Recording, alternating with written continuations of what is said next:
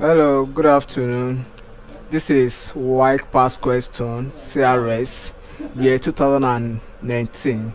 Question number 34 says, according to the Gospel of Matthew, the first two disciples of Jesus were dash. That is the first two set of Jesus disciples. That is who and would the Jesus Christ called first. And as we all know, Jesus Christ called two brothers.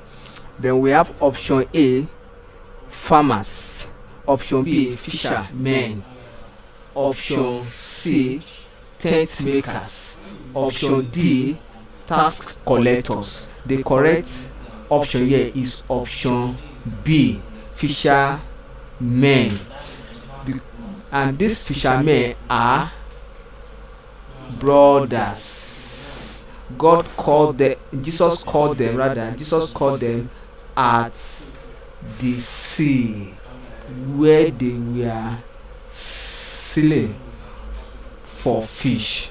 So, and that's why Jesus called them that, come unto me, and I will make you fishers of men. So that's all what happened. So we find this in the book of Matthew